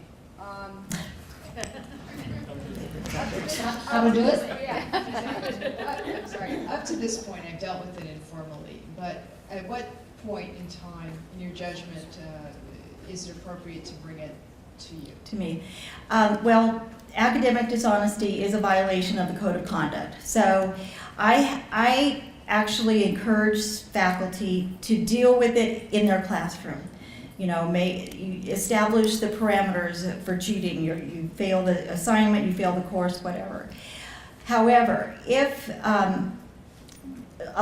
many faculty bring those situations to me and say, I don't want you to do anything, but I want you to be aware that this student did this. And so I have a database of those students. And as I get those complaints, then I can cross-check to see if this is a repeat offender. And then I would typically bring the student in at that point. So I like for the faculty to work with those students, often using a situation like that as a learning opportunity. So if you feel that this student has just been so brazen and whatever and they're cheating that you want me to speak with them, I will do. Yes, in fact, I encourage faculty to include anything in their syllabus that they want, that there are their expectations of behavior for students. And because then if the student comes, if you have a complaint against a student and the student says, well, I never knew that, I just point to the syllabus and says, it's right here. And there's no question about it. Yes? Also, it's a good idea to include a policy on cell phone use. Oh, yes, any expectations of no cell phones or whatever, yeah. Raising the question of cheating, it's been since 2007 since I was teaching English composition, so I'm happy to be back here at Pierce. But I remember back then, there was occasions when students would just pull a paper off the web, and I just was wondering if anybody had any resources on how to check that other than Googling sections. Is there something better these days? What is it? So plagiarism of essays from online. So there are, I think that there are a number of things out there that especially English faculty may know that they use. Turnitin is a subscription service that we do not have. Googling has been the most effective. And I would recommend whatever policy you have. If they steal a whole paper, I would fail that student in that class. As your dean. No worries there. Okay, any other questions? Yes? So, with regards to still plagiarism type situations, right now in my syllabus, I direct them to the code of conduct and the grievance policy if they have some situation where they are going to be disciplined in some way. So what I think I'm hearing now is to go ahead and make that more black and white. That, you know, in the first offense, this is what would happen. In the second offense, this is what would happen. Is that what I'm understanding? For plagiarism? Yes, ma'am. I would leave that to the faculty. I really leave that to the faculty as to how you want to handle plagiarism in your classroom or any other sort of cheating.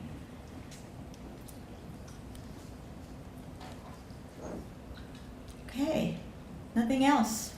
Wonderful. Have a great fall.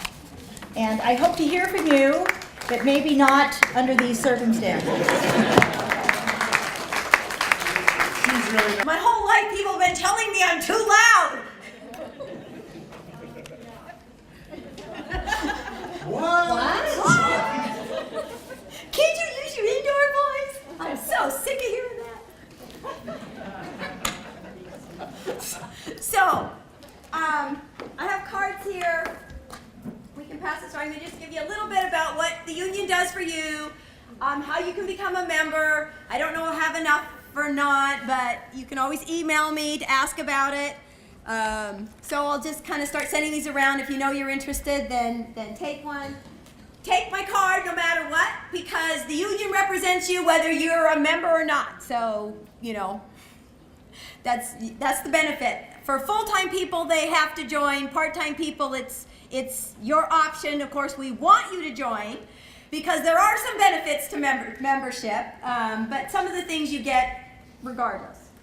And you notice I worked really hard there to not say irregardless, because that's one of my favorite words.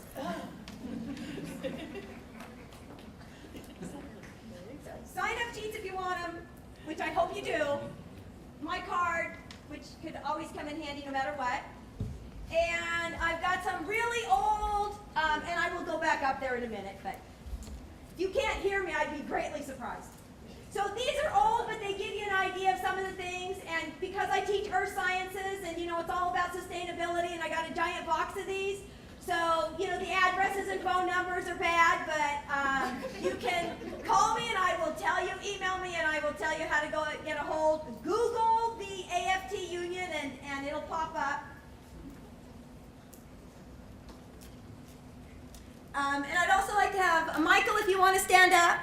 He is our part-time rep to the PCFT Executive Board from the Fort Silicon campus. Cynthia Cowan-Grew is the part-time rep for the Puyallup campus, and Barlow Busher is the part-time rep for the military. So we have representation on our executive board for part-time faculty. They participate in the negotiation process.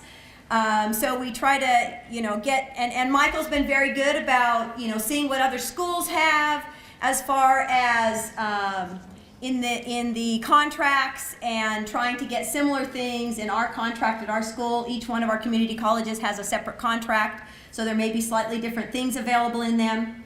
I have my contract over there. Okay. Michael, do you remember what section is it? I know. Section 11. 11, okay, because what is 11? And the military one's like 13 or something like that. It's slightly different. So section 11 is part-time faculty, and so there's a variety of things that might, you know, and again, the contract covers you whether you're a member or not, so you might want to take a look at it.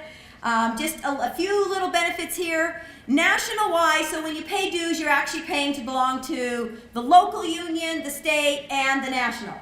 So the national is the one that does kind of all the working with Congress, lobbying things, you know, things on the kind of on the national level thing. So when they do things like No Child Left Behind, they're the ones that are in their faces making sure that what goes into that legislation represents what educators would like to see happen, as opposed to what some, you know, congressmen might have heard. And we get the same thing in the state legislature. Because now there are companies out there, education is a money-making business. So they come up with tools, and then they hold little seminars for the legislatures and convince them that that's what we all should be using and that they should be writing legislation to make us do stuff. So it is our state union that spends every single day down at that legislature making sure weird things don't show up, telling us what to do that don't really fit our educational needs and our students' educational needs, but might be benefiting some business somewhere. They're also down there trying to get money. Now, granted, we've been in a recession and the legislature's been really tight, but they have been down there every single legislative session trying to get more money for full-time faculty and for part-time faculty, because they recognize that in particular, the part-time faculty have been left behind. So, and in our contract negotiations, we try to, create things that could benefit part-time faculty. So, for instance, in our last negotiation, we worked on the senior faculty section. It used to be that I think you had to be here something like, I don't know, it was like 12 years or something before you could become a senior faculty, and then you got an extra $100 a quarter, and you had, one of the things you had to do was to attend department meetings. Well, particularly with the new emphasis on doing course assessments, not just assessing your students as to what they learned in your course, but turning in reports to the college that roll up into our accreditation, and we have a degree assessment group now. So, but for part-time faculty, that's a piece of work that they didn't have to do before. So we kind of wrote it in, so it's optional for part-time faculty in a sense, but if you are a senior faculty, you now get an extra $250 a quarter. And I can't remember the exact time, the number of years we finally settled on, because we were going back and forth on that thing. I know we were proposing like 3 years to start with, and the administration was coming down to 10, and we met somewhere in the middle, and I can't remember. Do you remember, Michael, what it is for senior part-time faculty? 5 years. 5 years? And 12, at least 12. Quarters. 12 quarters, 5 years. And then you have to participate in departments and do assessment work and things like that is added job duties. But that is it's a way to get money into your salaries when the state has not given us any money for increments, because they've not given us any money. And we have put in legislation. Our state union, the AFT Washington, has written legislation every single session saying let's have set increments for part-time and full-time, and put money in at a certain percentage rate for part-time increments. So, that'll be another battle we will be fighting this coming legislative session. So that's why, we hope people will join and become members, because then you get all those legislative updates that they will send out. You can sign up for those, and they will say, okay, this bill's coming up for hearing, contact your legislators, let them know that because they say things like, well, we hear from these other groups, so if we don't hear from teachers and instructors that they, want these things, we're not going to do it. Why would we give them money if we're not hearing from them? So they need to hear from us during those legislative sessions, and so working through the union is one way to do that. We can't do it through company email and things like that. As a state organization, we cannot do those things with our state resources. So it's your home email and those kinds of things that we do that stuff through. So again, they're really big. The other thing they help us with is the state portion helps us with our negotiations. They'll help us with grievances. They'll help us with those kinds of things. They're the ones I call up all the time when I have questions.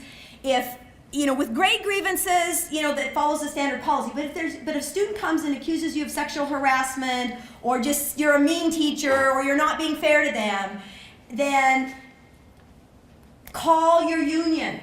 Because we will go into those meetings with you. We will take notes for you. We can't. So when you're having those meetings, then it's just somebody to stand there so that you can be focused on what's happening, and I will come in, or somebody else that's one of the union reps will come in, and we'll take notes so that when you walk out of there, I know when I go into something like that, I'm usually agitated, and you walk out feeling fuzzy, like, what did I say? What did they say? What did they really tell me to do? Well, we'll have notes on all that stuff. And we also, there's at John Lucas oftentimes on the Puyallup campus, and on this campus I usually do it, but just talking to the person before they go in, and just saying, here's what to expect, make sure you stay calm, these are the things you need to do. So if for any reason you feel that you're not being treated fairly, or something's going on, that's what we're there for. Let's see, so money. Due process is something we've been working on and trying to get into our contract, so that is something we'll continue to work on when the next contract comes up. The other thing that's often important for part-time is, like during breaks in summer and things like unemployment insurance. So if you're, wondering about unemployment insurance and how you apply and what to do, now Michael knows a lot of times, because I don't do it, as a full-time, I can't apply for those things. But as part-time, you can. Unless you have a contract quarter to quarter, if you have a contract that actually covers more than one quarter. If you're quarter to quarter, then it's a different scenario, and then you'd want to talk to us and find out if it applies to you or not. But we can give you advice on that. And I know there's some part-time people in this room that have gone through that process, and they might be, some of them are willing to help with those things. And dues are 1.2%. Is what the dues are. So it's based on, so if you only teach one class, you pay that. And so the state and the national actually have a set amount of money so basically if you're only teaching 1 or 2 classes, the full-time people are paying part of your dues. Because the 1.2% does not cover the actual dues for the state and the national. So the people at the upper end are actually helping pay for people at the lower end by using a percentage. So any questions? Yeah. I vaguely remember an email last spring that mentioned that healthcare benefits for part-timers might be affected by the Affordable Health Care Act. Yes. That does not seem to have occurred based on things I heard tonight. Do we have the AFT to thank for that, or what's the status of that? And that's a state-by-state thing. The advantage to what's going on in Washington, as opposed to some of the other states, in Washington, we already have rules that are better than the national rules. So the Affordable Care Act made it so that more people would qualify for benefits. But in the state of Washington, our rules are better than the Affordable Care Act rules. What I was worried is that we'd go backwards. Well, and what the state was, and this would get really complicated, and I do believe it did not make it through the legislature, because I haven't heard that it did. But what they had proposed was, look, we can take all of these part-time employees that are state employees that are between 50%, or actually it'd be the ones, because theirs was at 30. So basically the idea was they were going to take some of them off of the state benefit system and move them onto the Affordable Care Act. So you would not be on the same benefits, and again, that's one of the things that we fought in the legislature as a union, and both the WEA and the WPEA, all of the unions that represent government, ours is the AFT, all of those various ones were all down there at the legislature saying, no, we've got good health care. We're providing our part-time with the same health care as we provide our full-time, which just seems fair to me. And so let's not put them on something else that may not be as good. And at this point, it doesn't look, it looks, because I think medical and dental, or medical was covered, but dental and like some of the eye stuff and things like that were not in the Affordable Care Act, which you guys currently have, if you have 50%. So what is the current status of that issue? Because my sense is that come next year, it's really unclear how many of us are going to be yanked off our benefits that have been on them for years, here at Pierce. And because the state, it seems, is going to save a lot of money, the college is going to save a lot of money. The college won't save, it won't affect the college at all, because we're on a state benefit system. The state will save money by switching all these people to the Affordable Care Act. My understanding is it didn't pass. That's true. That's what happened. So that means what for us? That we're going to stay? You're staying on the state system that you're on now. The same system that the rest of the higher ed employees are on. Yeah. That's set? Yeah. It didn't make it through the legislature. But the action plan for us, I would think, is to keep listening. Right. Because it's going to come up again. Oh, I'm sure. And as you say, they need to hear from us. Right. As soon as it becomes something on the radar. Right. And with the state having a little bit more money, this next legislative session may be the time to start pushing for regular increments for part-time faculty. Hard to do during the recession years when they're trying to cut everything, but, we can go in there and say, this is it, because you guys have not received, I think it was 2008, there's been no change in your salary for, quite a few years. So that's something we want to change. Also mention when you have meetings and what's said at meetings. That, Would you, we have a regular meeting, This to our local, 4 minutes? Okay. The union's regular meetings on Tuesday afternoons from 3 to 5. So, and anybody's welcome. Generally they find it not always the most interesting, but if you have something you want to bring up, we do have people come in and, we put them, at the beginning and then they can say if they want. And you can come in if there's some issue you want to bring to the union, you could either bring it to an individual rep or you can come to the meeting and bring it. But Kate Keith sends those out to all faculty. There's also some things that oftentimes related to benefits and things like that, things to do with like benefits averaging and stuff like that they want to make sure you guys do in the spring. A lot of times Michael will resend those out. So if you see emails coming from Michael or Cynthia, take a look at those because a lot of times they will be reinforcing things that Patsy may be doing related to benefits or something like that because sometimes they figure you might look at another faculty members more than an administrative one or something. So.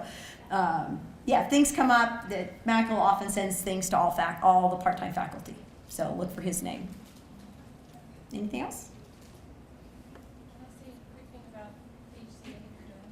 Yeah. Well, and if you filled out a form and want to give it to me, then I'd just love to have you all as union members. Okay. And I'm getting Hi, sorry, I'm Holly again, I'm going to be super fast. Someone over there, and I missed who it was talking about the Affordable Care Act and changes. So I just wanted to say that we are on the verge of sending out a federally required notice about the ACA. It's got to be out by October 1st. The good information in there for those of you who may not work enough to qualify for college benefits is it will talk about the health exchange that Washington State will have. Has the address in there, has all that information about how you can get benefits and whether or not you might qualify for a subsidy. So the plans we have now, that stuff hasn't changed as we discussed, so if you qualify for college benefits, that's the same, it's what you've come to know. The Affordable Care Act hasn't changed that part, but we are going to be issuing every person a notice because we have to. So that'll have good information for both people covered by our plan and not. But if you're not, it might have more pertinent information for you on how you can purchase health care this fall that'll be effective in January. Thanks. Thank you. So let's see. Then there's an additional forum if you were preparing for full-time faculty employment at a community college with Tom Broxson and Holly. And otherwise, is that the end of our regular program? Greg has a few words? Can you sit down? I have a few words. Have a long day. Hurry up. Quit laughing. Oh, man. Greg's punchy. We need to get him off the clock. No way. We just wanted, I can't stop laughing. We really do have a good time here. Welcome, we're glad you're here. I think one of the key things that we wanted to get across tonight is never feel isolated. Find somebody here to talk to. We're here, we've got a great support team. We want your experience to be, extremely positive. And we just want to say one thank you real quick. Deborah, Cider Tanner, stand up! Yay! Yay.